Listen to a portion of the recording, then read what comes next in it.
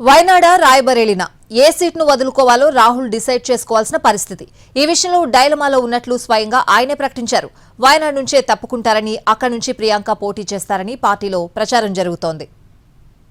రాయ్బరేలీ, వైనాడ్ ఏది ఉంచుకోవాలో, ఏ బంధం తెంచుకోవాలో పెద్ద సమస్య వచ్చి పడింది రాహుల్ గాంధీకి. 2024 ఎన్నికల్లో 2 చోట్ల పోటీ చేసిన రాహుల్ 2 సీట్లలో భారీ మెజారిటీతో గెలిచారు. ఈ క్రమంలో రెండింటిలో ఒక స్థానాన్ని వదులుకోవాలి. ఇక్కడే పెద్ద చిక్కొచ్చి పడింది. తీసుకునే నిర్ణయం 2 నియోజకవర్గాల ప్రజలకు సంతోషాన్నిచ్చేలా ఉండాలి అని రాహుల్ ఆలోచిస్తున్నారని పార్టీ వర్గాలు చెబుతున్నాయి. మొత్తం మీద వైనాడ్ నే ఆయన వదులుకుంటారని ప్రచారం జరుగుతోంది. రాయ్బరేలీ నుంచి రాహుల్ గాంధీ కొనసాగడం దాదాపుగా ఖరారైందని చెబుతున్నారు.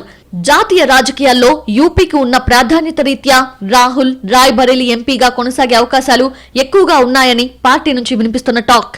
రాహుల్ కనుక ఆ నిర్ణయం తీసుకుంటే వైనాడ్ నుంచి ప్రియాంక గాంధీ పోటీ చేస్తారని కూడా పార్టీలో చర్చ నడుస్తోంది. ప్రియాంక ఎన్నికల అరంగేట్రంపై రకరకాల ఆసక్తికర కథనాలు వెలువడుతున్నాయి. ప్రియాంక గాంధీ ప్రత్యక్ష రాజకీయాల్లో దిగుతారనే టాపిక్ ఇప్పటిది కాదు. 2019 లోక్సభ ఎన్నికల నుంచే మొదలైంది. ఇప్పుడు 40 గ్రాముల జీడి ఇంగువ పొడి కొంటే 40 గ్రాముల జీడి ఇంగువ పొడి ఉచితం. ఇప్పుడు 40 గ్రాముల జీడి ఇంగువ పొడి కొంటే 40 గ్రాముల జీడి ఇంగువ పొడి ఉచితం. అప్పట్లో ఆమె వారణాసి నుంచి పోటీ చేస్తారని ఊహాగానాలొచ్చాయి. కానీ పోటీ చేయలేదు.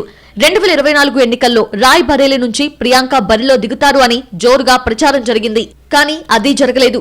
ఈసారి మాత్రం పక్కా అంటున్నారు కాంగ్రెస్ అగ్రనేతలు. అదే జరిగితే 6 నెలల్లోపు వచ్చే వైనాడ్ ఉప ఎన్నిక ఆసక్తికరంగా మారుతుంది అనడంలో సందేహం లేదు.